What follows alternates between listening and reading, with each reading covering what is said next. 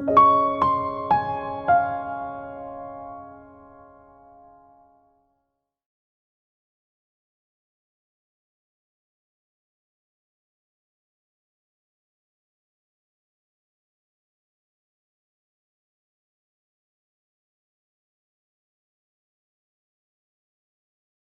am a fourth generation Canadian. Was born and raised on Treaty 4 territory in southern Saskatchewan, and now live and work and raise my two children in Treaty 6 territory and homeland of the Métis. I work at the University of Saskatchewan in the School of Rehabilitation Science. I'm an assistant professor there and have the honor of working with Indigenous communities in my research area, which is utilizing collaborative methods and collaborative community-directed models to develop virtual care strategies to enhance access to rehabilitation and primary health care services in rural and remote Northern Indigenous communities, and as well working with Indigenous stakeholders, scholars, and community members to advocate for culturally responsive and anti-racist healthcare. I've been a co-PI with the Saskatchewan NEIHR network since its inception in 2020, and am also the communications chair for the NEIHR group.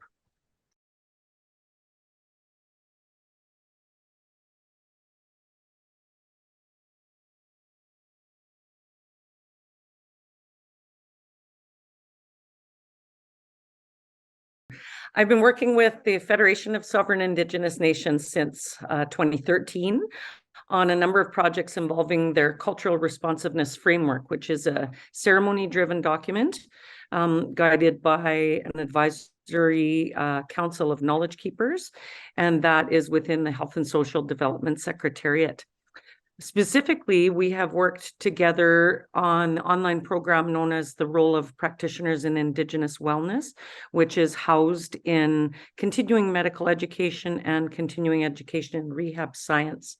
I'm the curriculum lead and research lead for that program, and we have worked closely with FSIN since 2013, and more recently Métis Nation as well, with respect to that program. So we have recently, FSIN has recently been very successful in a Health Canada anti-racism grant. I'm a co-I on that grant, as well as Dr. Jolie Sasakamoose, who is also a co-PI in the NEIHR. And this grant was to develop an accreditation model for cultural responsiveness programming in the province. So a business model of sorts, so that the Knowledge Keepers Council has oversight on all of those types of developments. So the Role of Practitioners in Indigenous program will be one of the case studies utilized in the framework development for the grant project, as it has been a longstanding example of collaborative cultural responsiveness framework work.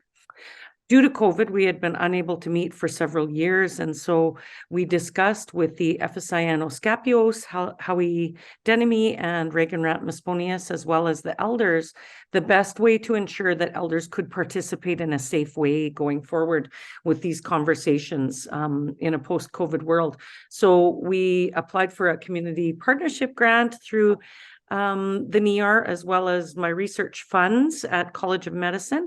And it was agreed upon purchasing iPads and providing digital literacy training with the elders and knowledge keepers of the Knowledge Keepers Council, so that they could have iPads at home that could be used to communicate using Zoom, texting, and other app communications, so that they could participate fulsomely in the next year of meetings about the grant work, as well as some other projects with the Role of Practitioners course, including something they requested, which was a land-based learning curriculum to go along with that course. So we were really excited to welcome the elders to an event at the Saskatoon Inn on February 24th, where we provided them iPads and worked along with students from kinesiology, arts and science, We had Dylan Merrick, who is a student with the Saskatchewan NEIHR, and another research assistant working within the role of practitioners. And we worked one-on-one with each of the elders to set up the iPads in a way and help them to learn how they can use them in their own daily lives to communicate with their families and to communicate with us as a research and community team that work together.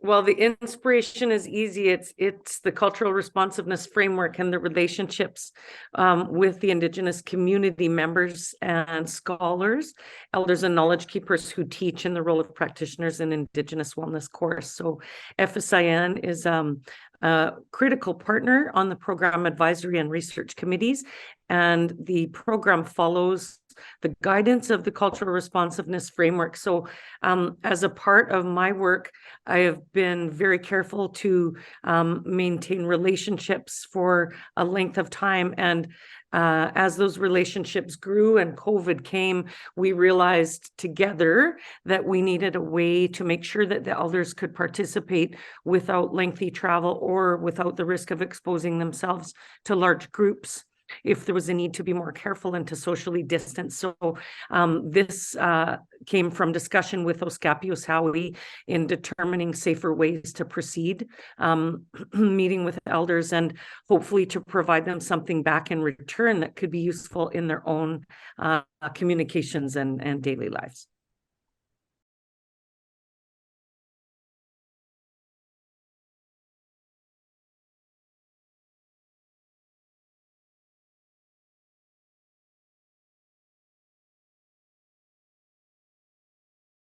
Thank you for asking. And at the risk of listing so many people, I would like to identify. So the students that were there on that day were Rebecca Sawatsky, who has worked with the role of practitioners in Indigenous wellness program for 2 years now, and Dr. Hamza Dani, who is a recent medical graduate who's working on research within the program, as well as Kylie Grona, who is a Métis psychology student. To full disclosure, she's also my daughter. I'm non-Indigenous, Kylie is Métis. And also Dylan Merrick, who is one of our graduate students working with Dr. Henry at the NEIHR. In addition, though, Martin Bembridge from FSIN was there, as well as Oskapios Howie, Denemy, and Reagan Ratmasponius, and Dr. Jolisa Sakamoose, who is one of the co-PIs of the NEIHR, who was also on the Community Partnership Grant. The program is housed in continuing medical education, which is led by Dr. James Barton, and continuing education and rehab science, led by Director Kendra Usner. And I do want to really, of utmost importance, to mention the Indigenous members of the Program Advisory and Research Advisory Committees. Dr. Carolyn Tate was the original lead of the Saskatchewan NEIHR and sat on the Research Advisory Committee for 8 years, as well as Dr. Veronica McKinney, who's a co-I, and Valarno Palche. So this is a huge team, and I'm probably just a spokesperson today, to be honest, but there are many, many, many people involved, including the Indigenous instructors in the course and facilitators. So it's a pretty big group.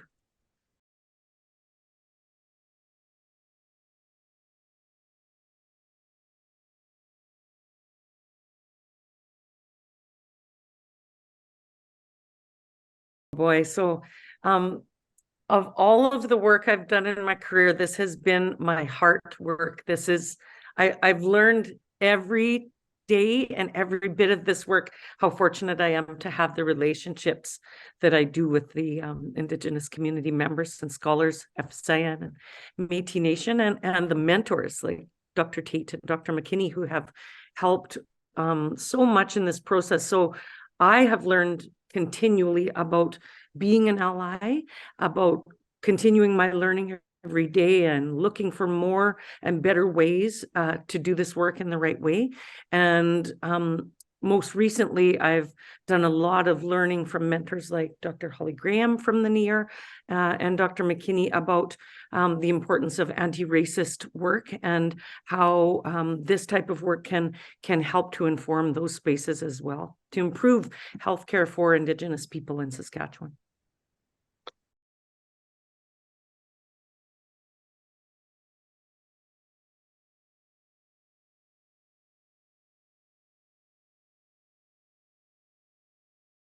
I have to reflect first on the students that attended. They're still messaging me, or my daughter is still mentioning the impact that it had on them, and that actually chokes me up a little bit. So the day began with just some incredible teaching from all of the elders who attended. I think we had 8 elders in person, knowledge keepers in person at with the Knowledge Keepers Council, as well as Howie and Reagan as the Oskapios at FSIN. So the day started with a sharing circle, and it was at least an hour long and absolutely full of just the most incredible teaching moments for me and the research team and the students. And so that was just a truly awesome start to it. And we also found that some of the knowledge keepers had tremendous experience already with technology. And so they contributed to the teaching moments, and the students got to work one-on-one with them. And because we had 4 students, we almost had a one-to-one. So we had about 1-to-2 ratio or 1-to-1 in some cases, where they got to spend 3 full hours talking and laughing and hooking up Facebook and learning their own lessons from the elders about this type of work and about what it means. And we talked about privacy and what that means online, and just we followed the guide of the teaching circle of knowledge keepers in the Oskapios and supported their learning. But the learning for us was, really, there's not words.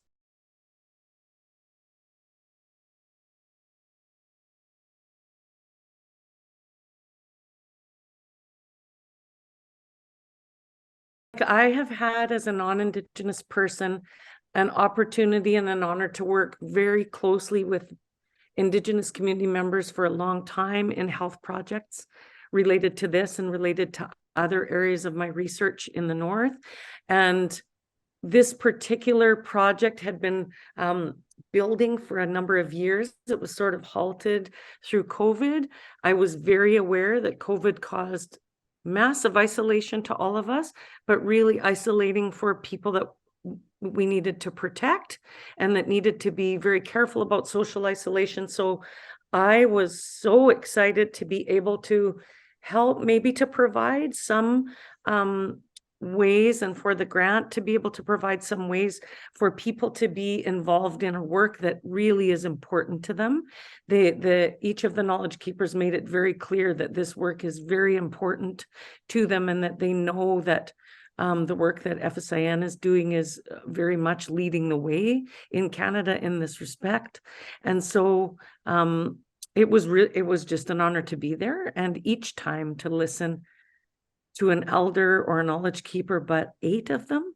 I mean, how can you put words on the learning that happens for me? I'm still reflecting on it and still reflecting on it with the students, and just really excited that we can keep working for the next full year on this. In fact, one of the students has worked hard for the last 3 weeks since the event, texting and messaging and practicing Zoom with the knowledge keepers. So it's just really, we have a lot of gratitude to be involved with it.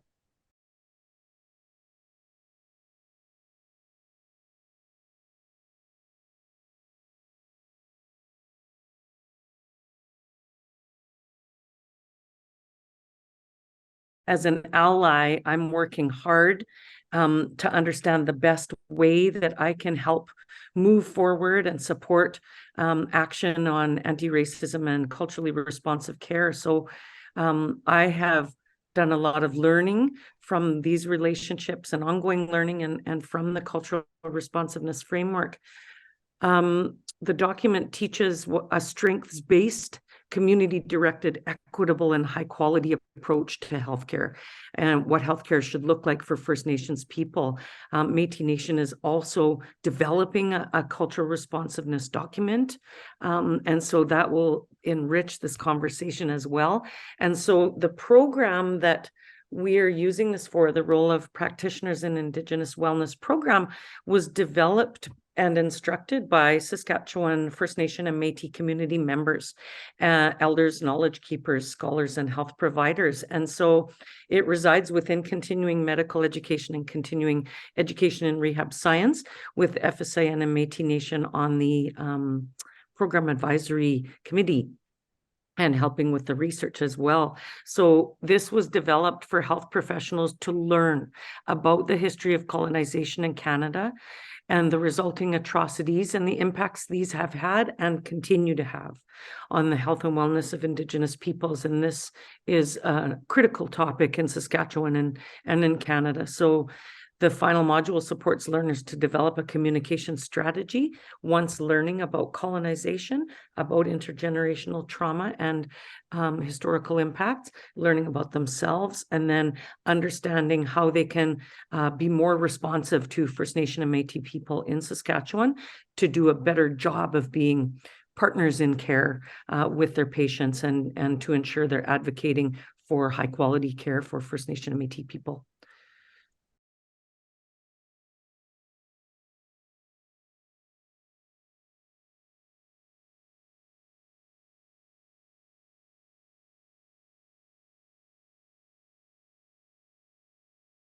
We know racism exists in our healthcare systems, in all of them, and Saskatchewan is no exception. The efforts of everyone needs to act to make this better and to make this happen, and it should be done in a community-directed manner. So this work is important so that health providers and health system workers make it a mission to do a better job of standing up to racism, not contributing to racism, and ensuring that care provided for First Nation and Métis people is done in a way that's culturally responsive. And that means in a way that is directed by those patients. And so people die of racism, and we see it all the time on the news, and it probably happens more and we don't hear about it. So I think it's important to every health experience and all of the health outcomes for First Nations and Métis people, so that we can ensure safe and equitable healthcare for all people.